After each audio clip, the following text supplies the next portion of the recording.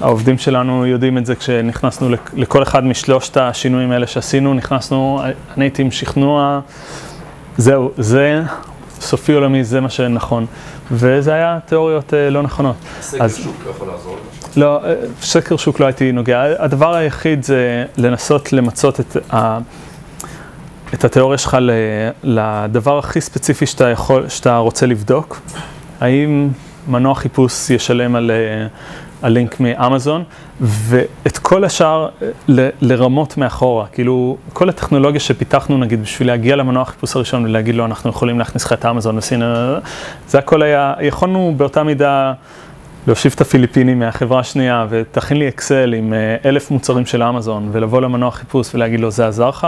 ואז הוא היה אומר לי באותה מידה, כן, עזר אם אתה נותן לי את האקסל, אבל לא עזר אם אני צריך לשלם על זה שקל, אז היינו יודעים שהתיאוריה היא לא נכונה. אז ההצלחה של סטארט-אפ, אני חושב, זה שוב, זה לין סטארט-אפ, זה אם אתה מניח שאתה טועה בהנחות הראשונות שלך, ואתה עושה את המעגלים האלה של בדיקה אמפירית על המשתמשים האמיתיים עם מוצר אמיתי, עושה את הבדיקות האלה כמה שיותר מהר. כל הסקרים וכאלה, זה לא הייתי מבזבז על זה שנייה. זה סקר, זה סקר של אחרי. כן, זה... בדיקת שוק, לשים את הרגל. אבל בדיקת שוק לא בלשאול שאלות, אלא בלשים את המוצר, גם אם הוא עם הרבה רמאויות מאחורה, לשים אותו לפני אנשים ולראות אם משתמשים, ובעיקר, כמו שאמרתי, אני חושב מתמכרים, אם באים ורוצים את זה פעם שנייה. יש, שמעתי לא מזמן, לא זוכר איזה חברה שקוראת לזה, התרגיל 404 שלהם, שהם אומרים, יש להם רעיונות על פיצ'רים חדשים או דברים כאלה. מי זה? לא זוכר איפה שמעתי על זה, אבל הם,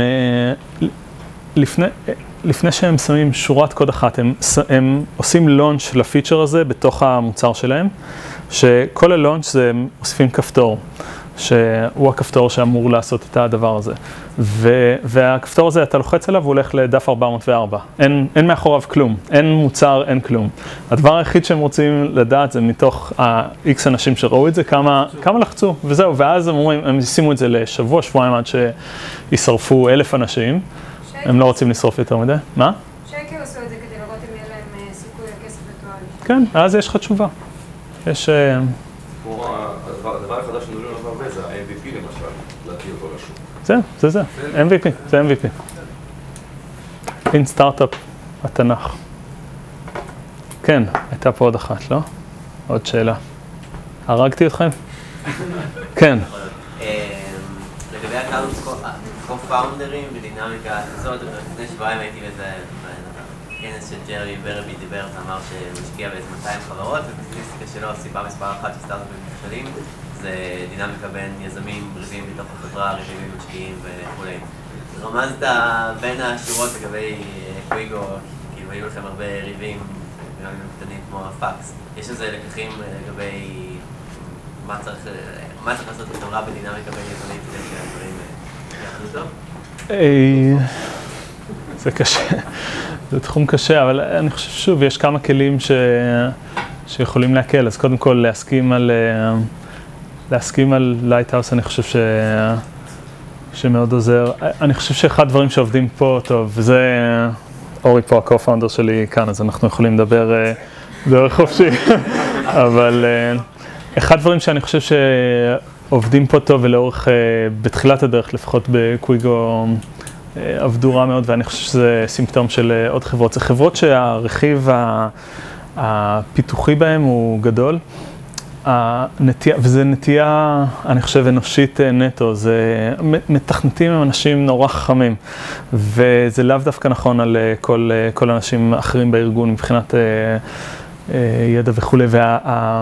המלכודת שנופלים אליה זה לחשוב שבגלל שהרכיב הפיתוחי הוא גדול, זה אנחנו המפתחים החכמים, אנחנו יודעים מה הכי חכם ונכון לעשות, ואחר כך הדבילים של מחירות, הם כבר ייקחו את הגאונות שלנו והם ידחפו את זה למישהו, הם צריכים למכור. ואני חושב שזה יוצר הרבה מהצרות, כי האמת היא ששוב, בחברות שלא מוכרות טכנולוגיה, החברה צריכה להיות מובלת על ידי הביזנס והפרודקט והפרודקט מרקטינג, ולהבין מה מי הלקוח הזה בתוך הארגון, או מי הלקוח הקצה, ועל מה הוא מתוגמל ומה הוא באמת צריך.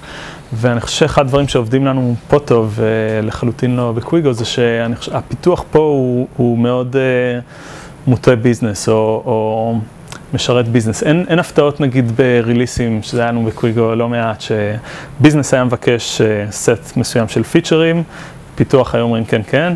היו עוברים אז בימים של אז, היו עוברים 4-5 חודשים עד הריליס הבא. יוצא ריליס, מהדברים שהביזנס ביקשו אולי 20%, 30% מופיע, והיו עוד כל מיני הפתעות נחמדות שהמתכנתים אמרו, זה פנטסטי. והביזנס שם הם מסתכלים ואומרים, לרבק, מה זה?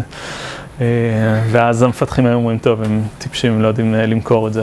אז אני חושב שיהיה DNA או שהארגון יהיה מוטה תומך ביזנס ולא משרת את המתכנתים החכמים, זה DNA טוב, אבל לא יודע, זה יחסים עם co-founder זה יותר לפסיכולוגים מאשר לי, זה לא פשוט. אני חושב גם שמצד שני, כשהביזנס מבין שהוא מוכר את המוצר שיש, הוא לא מוכר מה שאין. חשוב מאוד. זה פשוט יחסי אמון.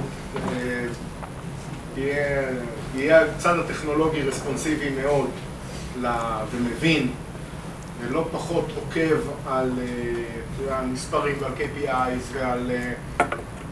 מאוד חשוב שהצד הפיתוחי, או הצד של הפרודקט, יהיה שותף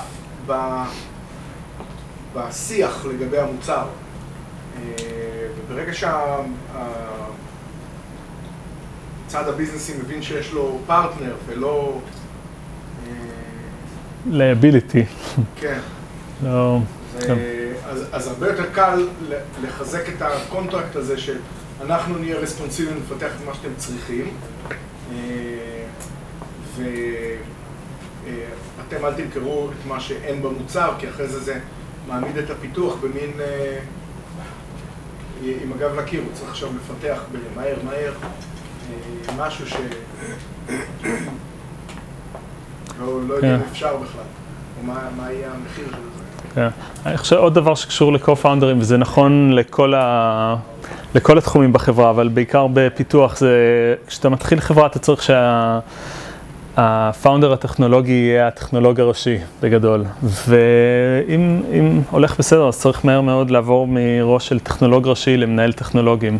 המנהל טכנולוגים לאו דווקא המומחה הכי גדול לכל טכנולוגיה, או לאו דווקא היה עסוק בכל שורת קוד, אלא יותר יודע איך לגייס טכנולוגים ולנהל אותם, וזה טרנזישן שהוא גם קשה, אני חושב, הרבה לפאונדרים, ואז זה מתחיל בעיקר שחלק מהפאונדרים עושים את ההתבגרות הזאת מהטכנולוג הראשי למנהל טכנולוגים, או מהמוכר הראשי למנהל מוכרים, ואחרים לא. זה קשה. לא יודע. פסיכולוג טוב, קואוץ' טוב. אשתי אם אתם רוצים. מה עוד? זהו? כן.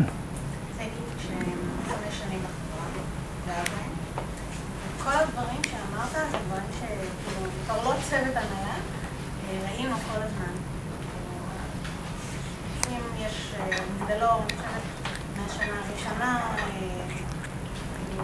כל הזמן שולח מייל ומסביר את הגישה, ולא מעניין, מישהו אומר, תראו את המתחרה הזה, לא מעניין, תראו את הפרסום ההוא, לא עונים, לא מעניין, תראו את זה, ממש הכל נורא ברור, גם ל-DNA משתפר. תודה, כן, אני שמח לשמוע. אני חושב שפרמטר טוב, או אטריביוט טוב ליזמים ולסטארט-אפ זה פחות תחשבו על הרעיון, או לא אינוביישן, אבל כאילו הרעיון הפסיכי או דברים כאלה. אני חושב שמשמע טובה בדברים האלה זה אטריביוט כל כך חשוב. אני חושב שמסתכלים על סטיב ג'ובס, זה היזם הכי מדהים בהיסטוריה. אני חושב שהיה שם רעיונות והכל, אבל סך הכל זה תוצר של משמעת ו-MVP ופוקוס ואיך למצות את המוצר למינימום שלו וכל הדברים האלה. אז כן, אני לוקח את זה כמחמאה. טוב, אז אם גמרנו, אז גמרנו.